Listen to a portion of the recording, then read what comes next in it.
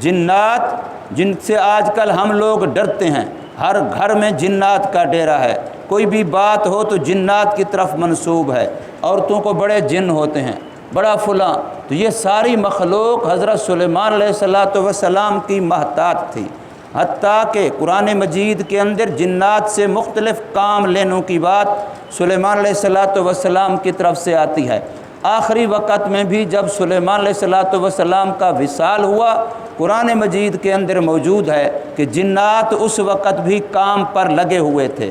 سلیمان علیہ السلام قریب بیٹھے، عصا پر ٹیک لگائے ہوئے تھے، ان کا روح پرواز کر گئی، وہ اللہ کو پیارے ہو گئے، فوت ہو گئے، جنات کو کوئی پتہ نہیں۔ وہ لکڑی جس پر ٹیک لگا کے بیٹھے تھے اس کو دیمک لگی، دیمک نے کھاتے کھاتے لکڑی کمزور ہو گئی، ٹوٹی، تو اب وہ گرے، تو اب جنات کو پتہ چلا او ہو یہ تو پہلے فوت ہو چکے تھے۔ آج کل ہم لوگ جنات سے غیب کی خبریں پوچھتے ہیں، جی فلاں کو جن ہوئے پڑے ہیں، پوچھ لو فلاں کام کیسی ہے، اچھا جی فلاں پہ جن اترتے ہیں، وہ بھوپا ہے، وہ بڑی غیب کی باتیں بتاتا ہے، میری چوری کا کیا بنا، میرے فلاں کا کیا بنا۔ بھئی جنات کو اگر غیب کا علم ہوتا تو وہ تو خود افسوس کر رہے تھے کہ اے کاش ہمیں جنات کا علم غیب کا علم ہوتا تو اتنے عرصے سے پہلے پتہ نہیں کب سے یہ فوت ہو گئے ہیں اور ہمیں پتہ ہی نہیں چلا، ہم مسلسل رات دن کام میں لگے ہوئے ہیں، یہ تو فوت ہو چکا۔ اور فوت ہونے کے بعد لکڑی کو دیمک لگی، دیمک آہستہ آہستہ کھاتی ہے، کتنا عرصہ لگا، پھر وہ لکڑی ٹوٹی، پھر وہ گرے، پھر پتہ چلا۔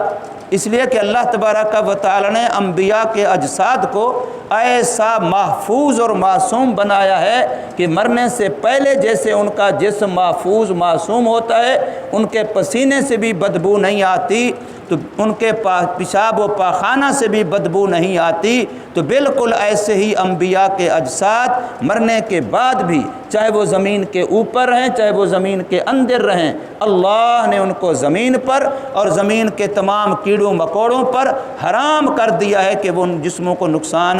نہیں پہنچا سکتے، وہ جسم محفوظ ہوتے ہیں۔ تو اس لیے یہاں پر جنات کے بارے میں بتایا کہ ان کا اتنا بڑا لشکر حضرت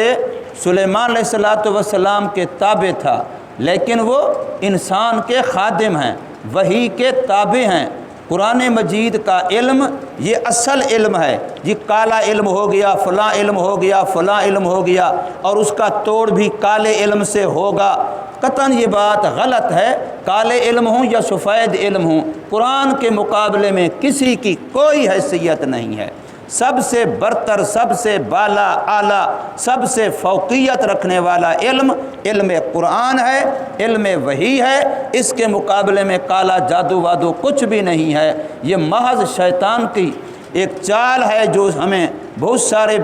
غلط کاموں میں لگا دیتا ہے، اس کی وجہ سے جی فلاں پر کالا ہوا تو اب توڑ بھی کالے سے ہوگا، شریعت کی حدود کو پھلانگ دیتے ہیں۔ دنیا تو خراب ہوئی بیماری کی وجہ سے اپنی آخرت بھی خراب کر بیٹھتے ہیں، اس کا علاج غلط لوگوں سے کرانے کی وجہ سے۔